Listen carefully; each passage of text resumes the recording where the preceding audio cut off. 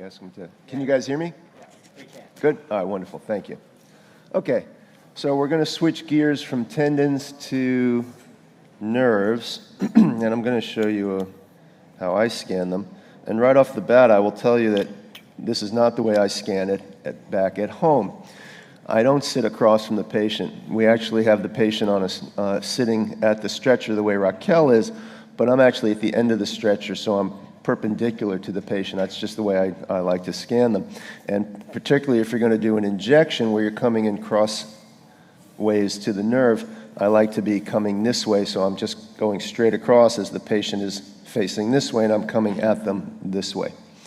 Okay, so we're going to start with the median nerve. That is the nerve that you will most commonly, and perhaps the only nerve that you're ever going to be asked to look at in the wrist. In our practice, it is the median nerve for carpal tunnel syndrome and flexor, the digital nerves along the volar aspect of the fingers, because patients have lacerated their fingers. So those are the two most common nerves that we at Hospital for Facial Surgery are asked to evaluate. But I'll show you other nerves as well, and occasionally you might be asked to look at them. So I'm always starting transverse, and we look for bony anatomy. Hopefully you can see my pointer. There we go. Okay. So I also always like to have the transducer moving the same way my image is moving. So if I'm coming over to her radial side, I want my image coming over to my radial side. So this flat bone is the volar aspect of the radius. The rounded bone is going to be the ulna. You see all of her flexor tendons here.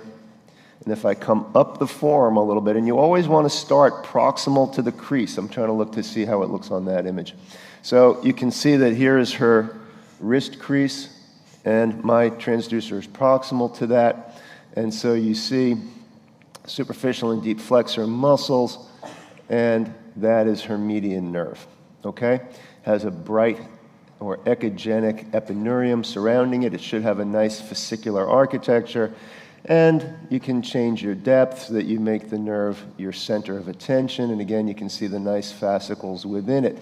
As I come a little bit more distal in the form, we're going to start to get this broad muscle sitting along the volar aspect of the ulna and radius. That is your pronator quadratus muscle.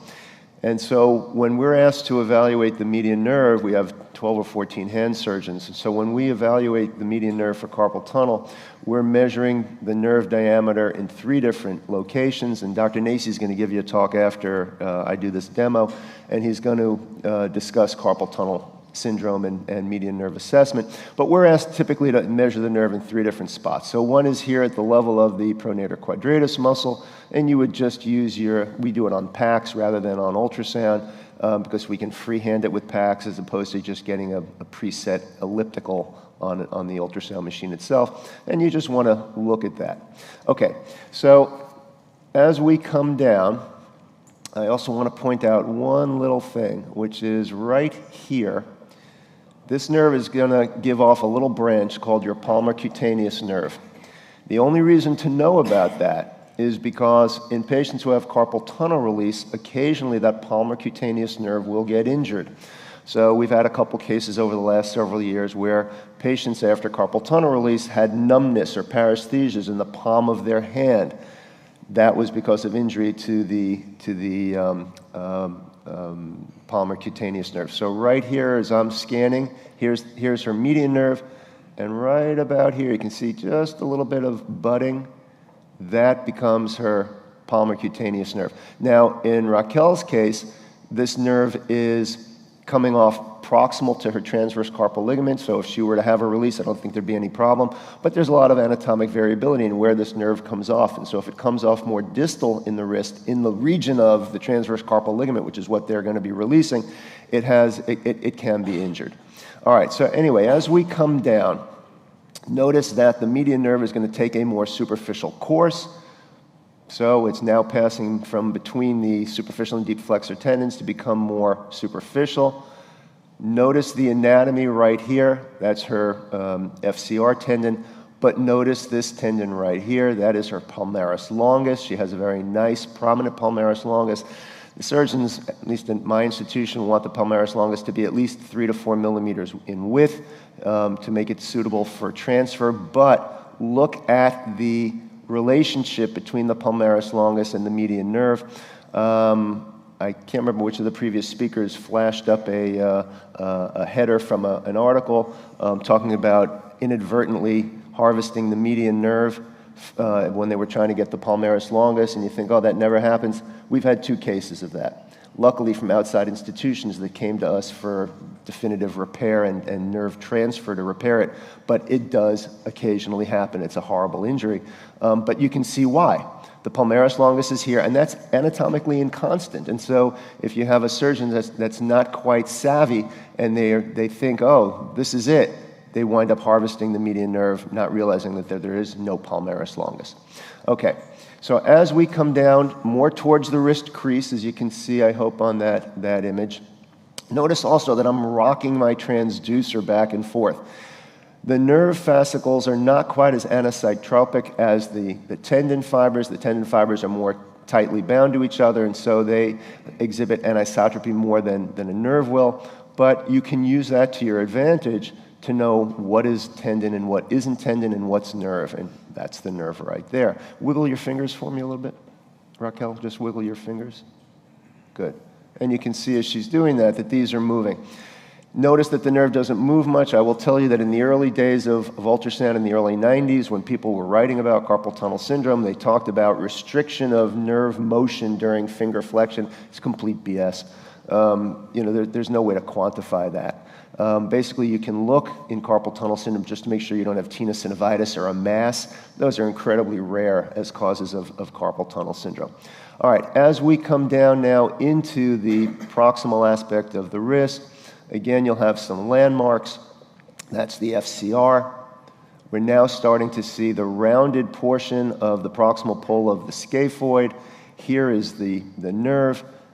And notice just for the sake of efficiency, I'm using the, can you just show it? I'm trying to just show you where I am. Sorry. I'm using the hockey stick, but in real life I would use the larger footprint. There we go. The larger footprint probe for diagnostic purposes, and then for the injection purposes, I would switch over to the hockey stick. But for this case, just for ease of efficiency, I'm using just this one probe. So my point is that the bony anatomy is very distinct. The scaphoid is going to be rounded, and as we come over to the ulnar side, the pisiform is going to be rounded.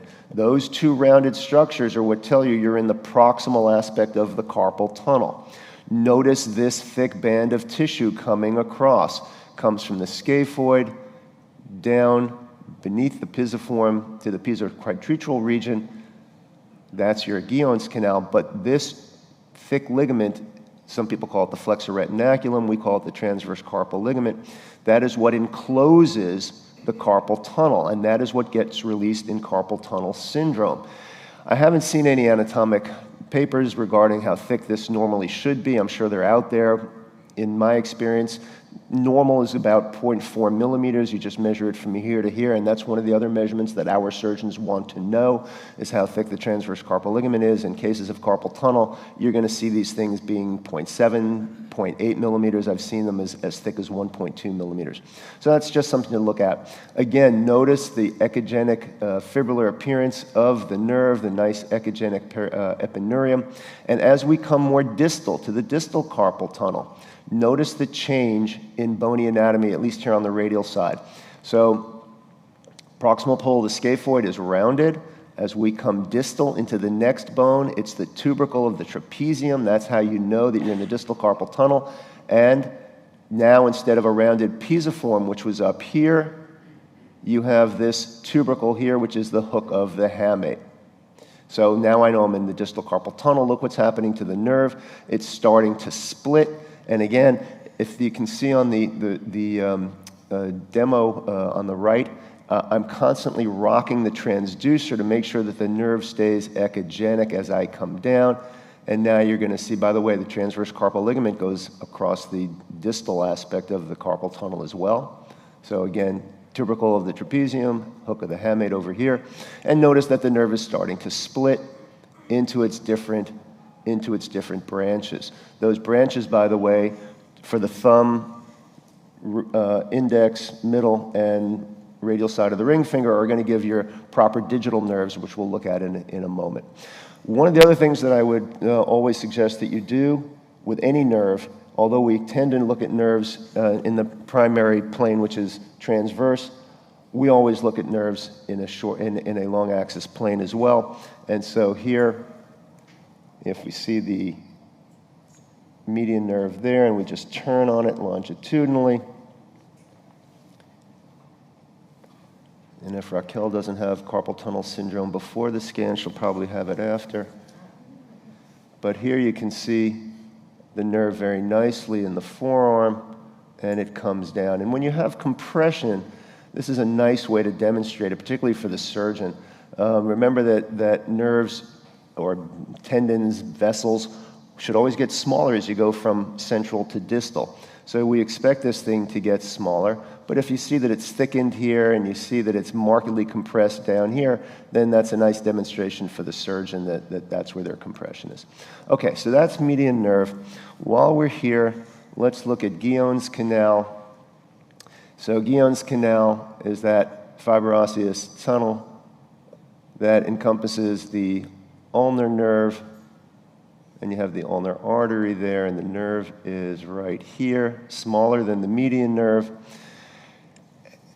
I don't think I've seen any cases of Guillaume's canal abnormalities. Probably the most common would be a hypothenar-Hammer syndrome, where you get injury of the ulnar artery and it becomes aneurysmal and compresses.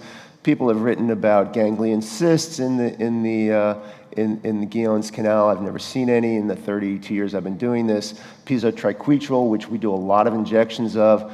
The recess does not encroach upon the Guillaume's canal, so it's very rare to see an abnormality of the nerve, but typically it's going to be from someone falling on it or banging their hand against something. But there's the nerve right here, and that's going to split. So as we come distal, that's going to branch into a superficial sensory component right here over the distal portion of the pisiform, and this branch, which is going to be a deeper motor branch. And that's going to come, and we're going to kind of lose it as it dives down into the palm. Okay, so those are those nerves at the wrist. Just briefly, we'll look at the digital nerves since we're here with her hand palm up. The most common cause of digital nerve laceration in our patient population is pitting an avocado. Remember, I practice in Manhattan. So pitting an avocado. So I will tell you what I have told my children their entire lives, and they're all adults at this point. Never use a knife to pit an avocado. You can cut it, but cut it away from your hand. So can you see my hands here? Sorry. So if you can hold the avocado, let me put it this way. You hold the avocado down on the table, you slice away from your fingers. When you're ready to pit the avocado, don't use a knife, use a spoon. I promise you that's a wonderful way to stay out of an emergency room. The second most common cause is falling and typically slipping in the shower and putting your hand through the plate glass of the shower door. Okay, so often these patients will come to us. We don't have an emergency room at my hospital, so patients come to us for the secondary management of these things. And right off the bat, you can see very nicely, these are the flexor tendons that Dr. Granger demonstrated. Here's the proximal phalanx, and here is your neurovascular bundle on either side. So here's the radial side. I happen to be looking at her middle finger. There is the nerve right there. It's small, but you see that little fascicular appearance. Nerve right here, small but a fascicular appearance. And again, you want to look at the site of the laceration. And many times these patients come, they still have the sutures in from where they were sewn up at the emergency room, but their finger is numb. And so the surgeon wants to know, did they lacerate their nerve in addition to lacerating their tendon? So again, beautiful nerve right there, beautiful nerve right there as well. These can be a little bit trickier to try and look at in longitudinal, but again, I would urge you to. So as I turn on this,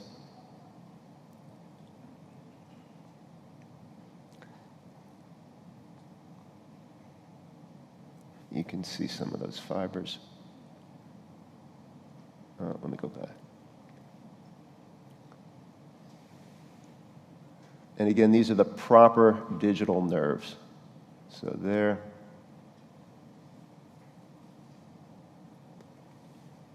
And right here in long. Okay?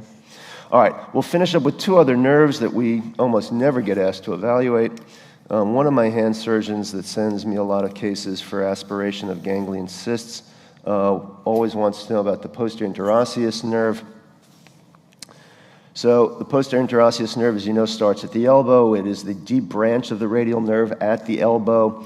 I'll just quickly show you here. So we're not doing elbow, but just Dr. Cresswell is going to demonstrate posterior and anterior interosseous nerve abnormalities. So, okay.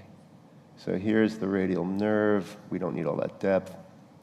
So we're used to looking at the posterior interosseous nerve here as it's going to dive into the supinator.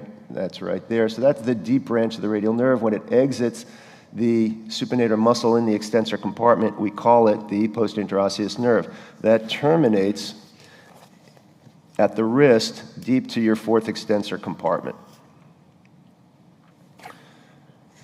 And so, again, I'm constantly playing with the depth. Okay. So, coming down to the wrist, bony landmark, that's radius, flat broad bone. The rounded one is going to be your ulna. Here's your fourth compartment.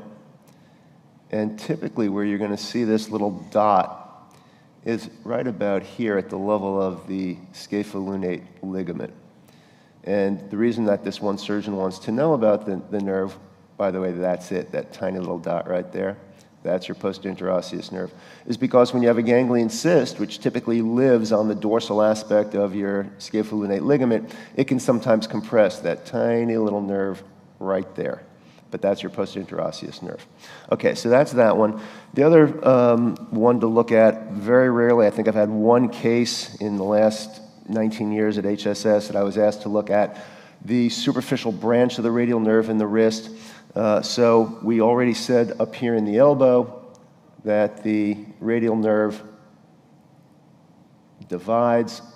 So that's your deep branch, but this is your superficial branch, which is going to go down your arm, and we can follow it down the forearm, but I don't need to do that.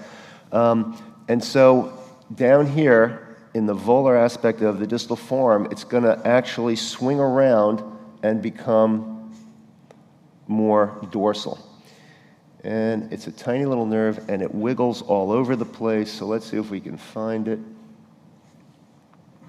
And when that gets compressed, that's called Wartenberg syndrome. Typically, it's handcuffs, kinky sex, where someone's being bound at their wrists. So those are potential causes of it. So I saw her nerve earlier when I was scanning her. And we'll find it again. It's a tiny little thing. Let's come over here.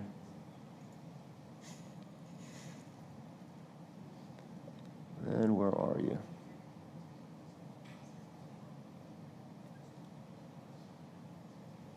Let's come this way. Come turn this way just a little bit.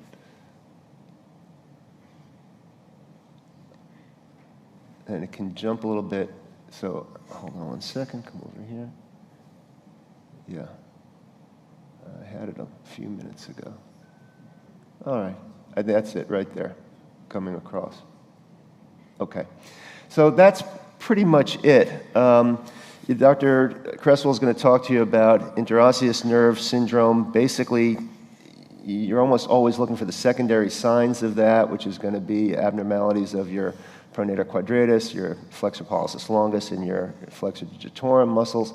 But basically, looking for your anterior interosseous nerve, the easiest way to do it is find your bony landmarks again, so radius and ulna, and you look for that echogenic structure in between them, and that's your interosseous membrane.